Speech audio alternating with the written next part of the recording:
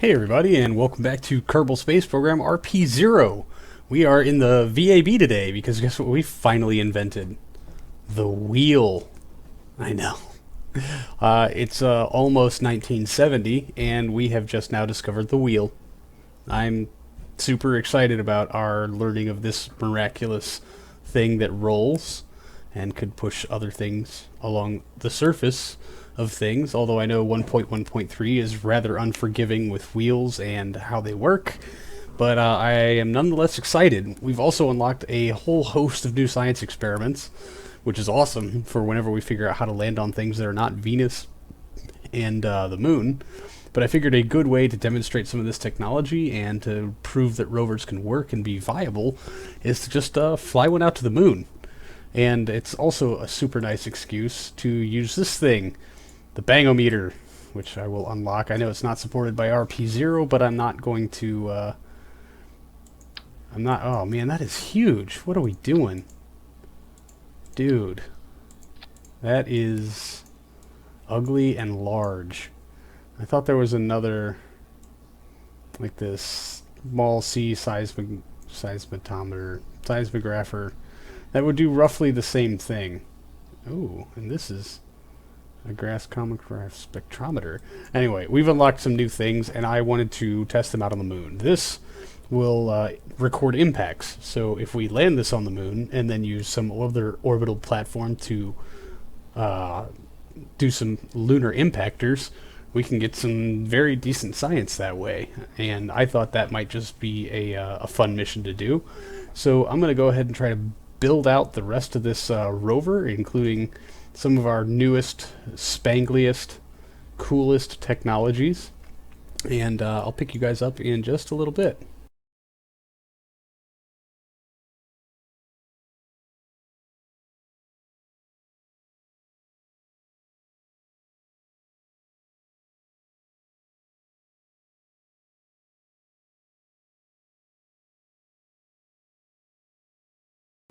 Alright, so just a small simulation. Oh wow, the suspension is quite unforgiving. But, good. Our electric charge is holding steady. And we can, in fact, oh boy, do a little bit of driving.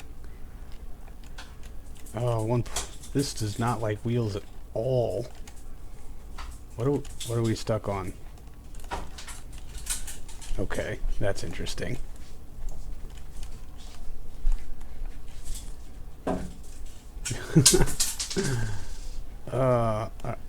Nope. Nope. This is way more fun than it should be.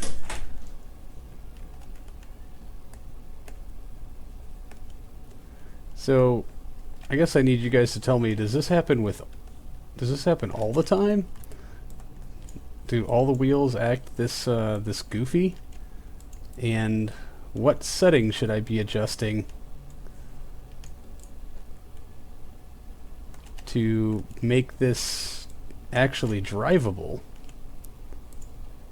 And I guess I should ask if I can figure out if traction control does not work across symmetry. Oh, that wouldn't even be the symmetry. The symmetry component for it's up here. So that one's got traction control on, that one has traction control. And we're running into barriers. I would like to take a drive around KSC just to see how we're doing here, but we can't even leave the launch pad. So maybe I should be building this in the hangar. Yeah, and we're stuck again. That's super interesting. Alright, well, the other thing I needed to check is, if I remember from stock KSP, run analysis, this drains battery like crazy. Nothing. So does this. Collect laser data. Oh yeah, look at that. Reset. Alright, so maybe I didn't collect X-ray data. There, that looks like it's working. Yeah, and that's a significant draw. But you're not gonna... So does this thing not arm or do anything at all? Doesn't look like I can click on it. Man. This is the stickiest launch pad ever. That's super interesting. And I'm super disappointed that this thing doesn't seem to do anything. I guess I should check back in the hangar. Alright, well, let's head back to the... Okay, good. And we're charging our batteries. Revert to VAB. Alright, so... yeah, it has no actions associated with it. That's a useless part. Well, good, because it's huge and it's hideous. Good day to you, sir. Well, this might put our rover program in a bit of a standstill if we... Alright.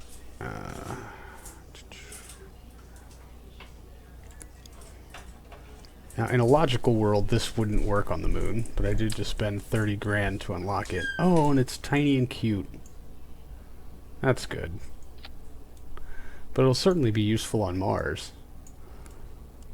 And I can actually think about making some different decisions here as far as my rover design choice. Provided, of course, it's going to work at all. That's orbital only. I think all three of those are orbital only. And I think that's about all we wrote. We don't really want to bring a film canister. So there's no point if we can't get it back. So I'm going to make a few changes to this. Pick you guys up in just a second.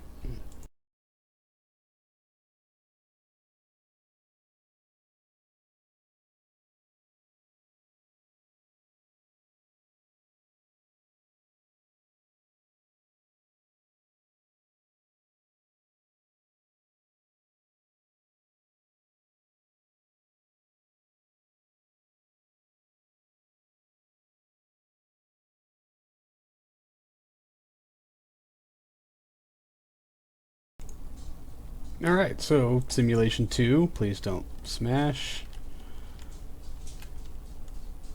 Please also be able to leave the launch pad. That would be awesome, wouldn't it?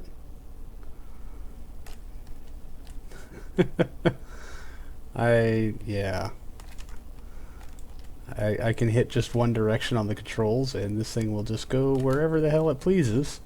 That's fine. We are showing a draw. Let's stop the motors. Yeah. We are getting a draw, so, well, where's the sun in relative to us? It's pretty low on the horizon. Yeah, .33, not ideal.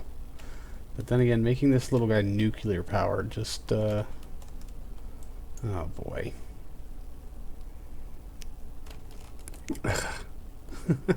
It's like ice skating. If your ankles are broken. Let's turn the RCS on. And wow, now we're completely stuck again. That's neat.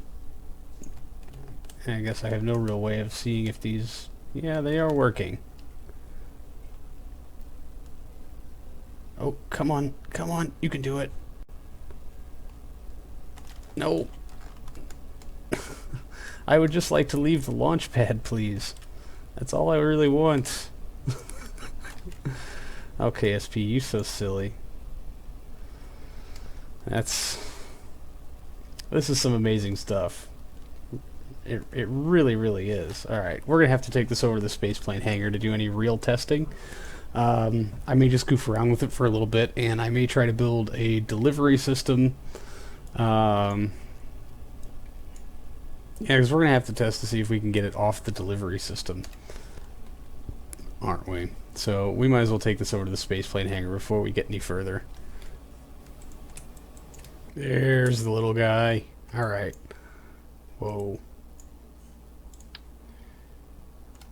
Let's bring you down here to the floor. Boink. Wow. Compared to Kerbal's, he's actually pretty large. So we need to adjust our power supply problem, I guess.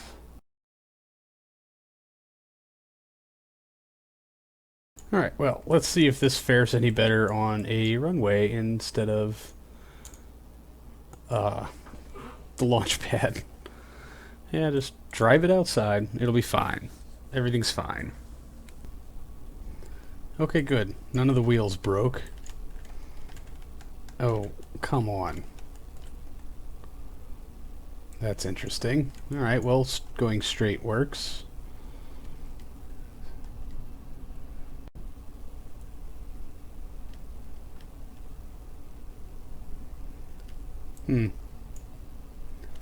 Controls do not seem to, or do not appear to be what you'd think they would be. Although this would be better for landing. I mean, it's oriented up like that instead of straight to the side. No big deal. Alright, let's do the brakes flip us over. That was not brakes. Man, that's suspension. Yeah, okay, brakes will certainly flip us over on the moon. So we're going to have to, oh, there is a friction control, which we will need. And what happens if we take the traction control up?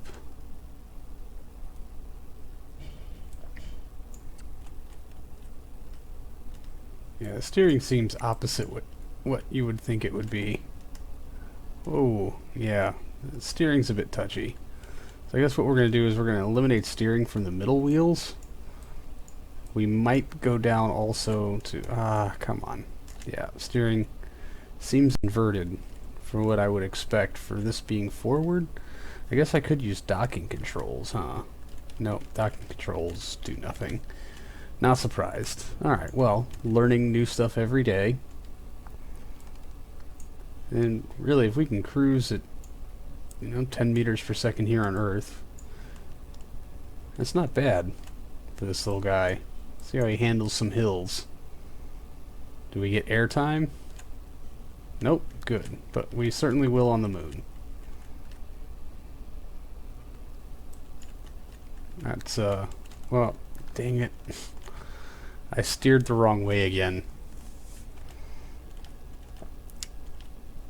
Now steering controls seem to work, so I guess I'll be driving this thing backwards as much as I can. That won't be a problem, right? Alright. And how much speed can we get if we employ RCS? We're slowing down. How about stability control? I had not considered stability control. Oh, that's trying to pitch us forward.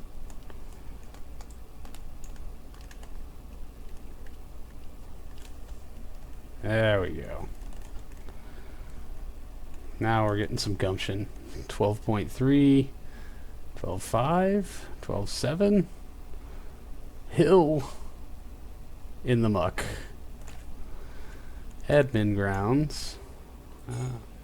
Oops. Well, I think that was a pretty good simulation. I hope wheels work more like this on the moon than they do on the launch pad or on Mars. I would really like to send a rover to Mars. It just kind of seems like the natural progression of things to do. Send wheeled things to Mars. Revert to editor. We'll save that. We'll probably paint this tank while we're at it. Gray side seems alright. No point in putting a bunch of gold foily balls on this one.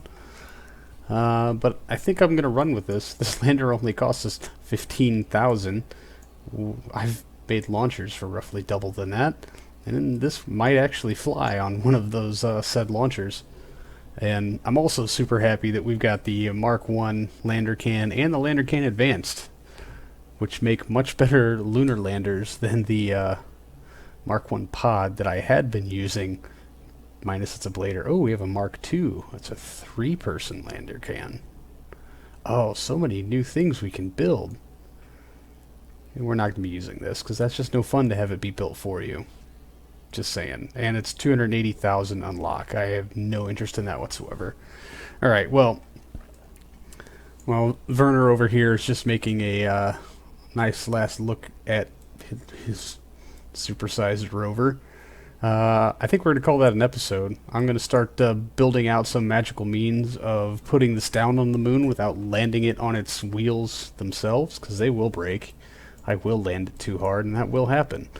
So, I'm going to start pondering that. If you've got any suggestions for me, please go ahead and leave them for me in the comments below. I always love hearing from all you guys. So thank you so much for hanging out, everybody. I do appreciate it, and I'll see all of you in the next one. So until then, see you later.